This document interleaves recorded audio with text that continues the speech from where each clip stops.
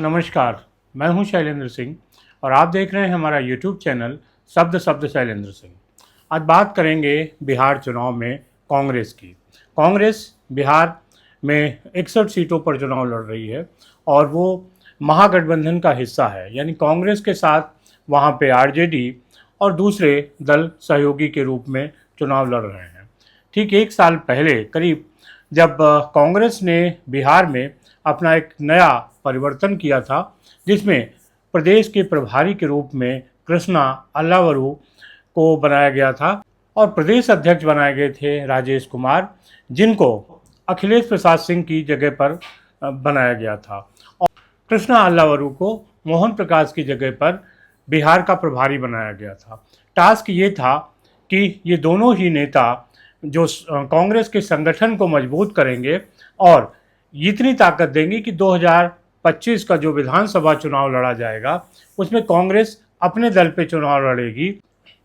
संगठन की दृष्टि से कांग्रेस को बहुत मजबूत करने का एक अभियान शुरू किया गया था।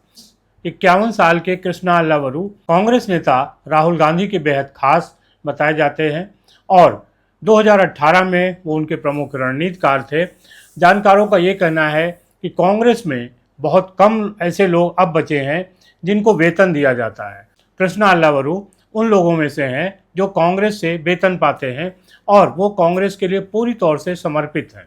एक साल बाद अचानक क्या हुआ कि जब विधानसभा के चुनाव आए और चुनावी सेनाएं तैयार हो गईं, उस समय अचानक कांग्रेस को ये लगा कि हमारे जो दो सेनापति हैं राजेश राम और कृष्णा अल्लावरू, ये कांग्रेस की कमान संभाल नहीं पा रहे हैं और अंततः इनके ऊपर कुछ और नेता बैठा दिए गए, जिसमें अविनाश पांडे जो उत्तर प्रदेश के भी प्रभारी हैं, उनको एक अतिरिक्त प्रभार दिया गया कि वो बिहार चुनाव में बिहार कांग्रेस के प्रभारी होंगे। इसका मतलब ये है कि कृष्णा अल्लावरू को एक तरीके से कांग्रेस ने किनारे कर दिया, क्योंकि उसे लग रहा था कि जो वर्तमान परिस्थितियां हैं कांग्रेस की, उनमें कृष्णा अल्लावरू कांग्रेस को संभालने की स्थिति में नहीं है। आखिर ये परिस्थितियां जन्म क्यों ली और इसके पीछे की कहानी क्या है? असल में अगर हम देखें तो कांग्रेस बिहार में राष्ट्रीय जनता दल यानी लालू प्रसाद यादव की जो पार्टी है राजद, उसके साथ है। उसके साथ न कह के अगर ये कहें कि लालू प्रसाद यादव की जो राजद है वो कांग्रेस पर हावी है और राजद कभी नहीं चाहती कि कांग्रेस आगे बढ़े। हालांकि ये बात सिर्फ राजद के लिए बिहार के परिप्रेक्ष्य में ही नहीं कही जा सकती। यही बात उत्तर प्रदेश में भी है, जहां समाजवादी पार्टी के साथ कांग्रेस है और समाजवादी पार्टी कतई नहीं चाहती कि कांग्रेस मजबूत हो। यानी बिहार हो या उत्तर प्रदेश, जो दूसरे दल हैं, क्षेत्रीय दल हैं, वो ये नहीं चाहते कि कांग्रेस मजबूत हो। इसके बाद भी कांग्रेस उनकी पिछलग्गू बनी हुई है, जबकि जो प्रदेश नेतृत्व है लगातार, चाहे ये बात बिहार की हो या उत्तर प्रदेश की, वो कहता रहा है कि कांग्रेस को अपने दम पे चुनाव लड़ना चाहिए। आपको याद होगा कि लोकसभा चुनाव के पहले जो कांग्रेस के यही प्रभारी अविनाश पांडे ने कई बार कहा था कि समाजवादी पार्टी के साथ उनका गठबंधन नहीं होगा, सीटों को लेकर मतभेद था और वो जो दिल्ली कांग्रेस को, यानी जो कांग्रेस का राष्ट्रीय संगठन है, उसको बार बार ये बता रहे थे कि कांग्रेस को यहाँ कैसे आगे बढ़ाया जा सकता है और कैसे वो इस चुनाव में महत्वपूर्ण भूमिका अदा कर सकती है। लेकिन फिर कांग्रेस के जो केंद्रीय नेतृत्व था उनका दबाव पड़ा और प्रदेश के नेताओं को उसके आगे सर झुकाना पड़ा। समाजवादी पार्टी के साथ उनका गठबंधन हुआ। यही जो कहानी है वो बिहार में है। बिहार का जो प्रदेश कांग्रेस का नेतृत्व कृष्णा अल्लावरू का था, वो ये चाहते थे कि कांग्रेस अपने पैरों पे खड़ी हो। कृष्णा अल्लावरू जब बिहार कांग्रेस के प्रभारी बने, उसके बाद वो लालू प्रसाद यादव से कभी मिलने नहीं गए। कहा जाता है कि लालू प्रसाद यादव इस बात से नाराज़ थे, क्योंकि इसके पहले जो भी कांग्रेस के नेता रहे हैं वो लालू प्रसाद यादव से बिना मिले अपनी कांग्रेस को वहाँ चला नहीं पाते। कांग्रेस का एक मजबूत धड़ा इस बात का हिमायती था कि कांग्रेस लालू प्रसाद यादव की पिछलग्गू बन के चले और उस धड़े को कृष्णा अल्लावरू की जो रणनीतियाँ थी वो पसंद नहीं थी।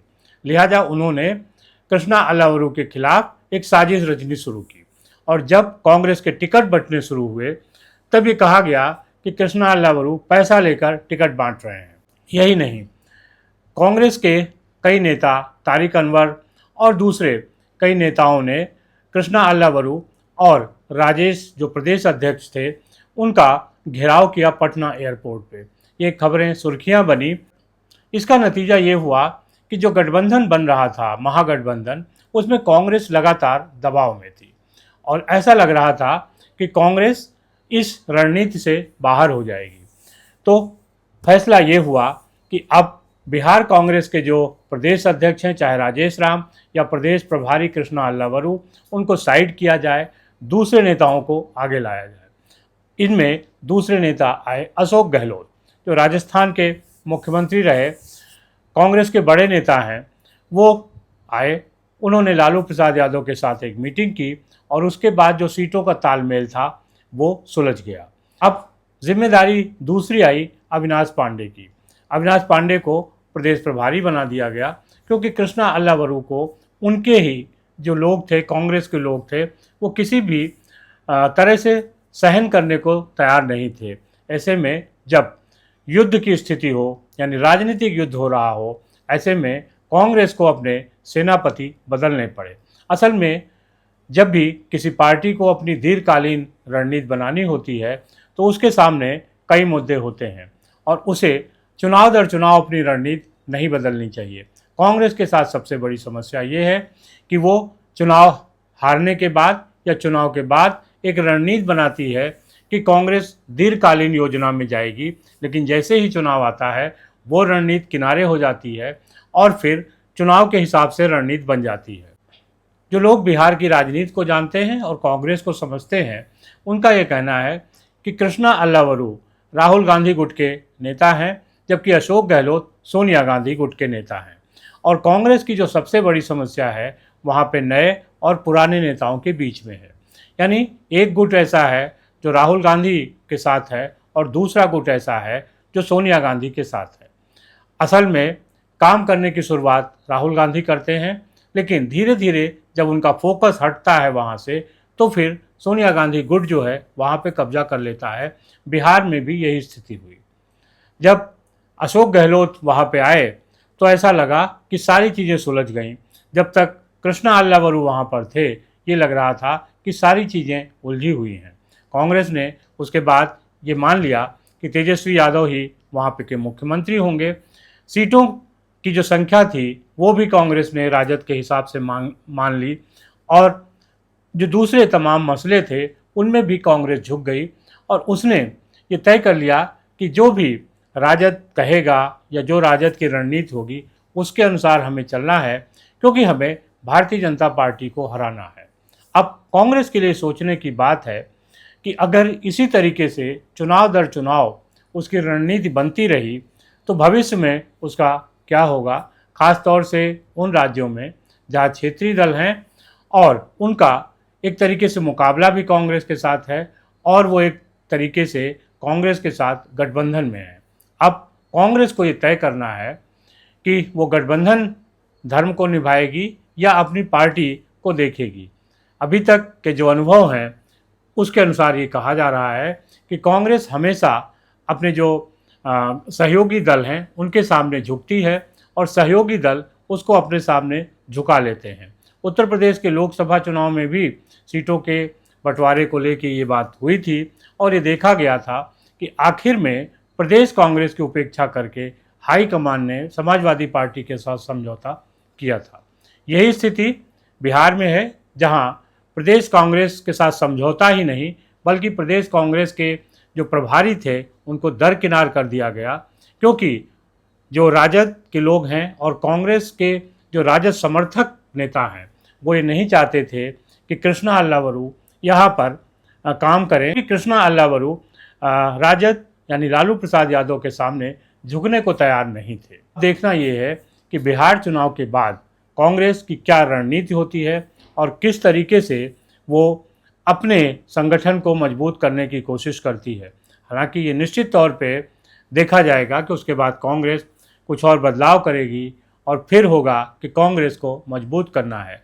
जिस भरोसे के साथ कृष्णा अल्लावरू को प्रदेश प्रभारी और राजेश राम को प्रदेश अध्यक्ष बनाया गया था, वो भरोसा टूट गया।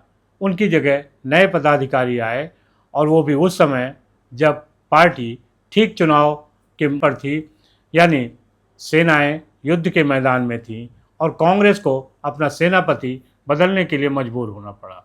आपको कांग्रेस की स्थिति के बारे में क्या लगता है, ज़रूर बताइएगा। आपको वीडियो पसंद आया हो तो आप इसे लाइक, सब्सक्राइब और शेयर करिए। अगर आप हमारी आर्थिक मदद करना चाहते हैं तो स्क्रीन पर स्कैन है, उसके ज़रिए आप हमारी आर्थिक मदद भी कर सकते हैं। शुक्रिया, धन्यवाद।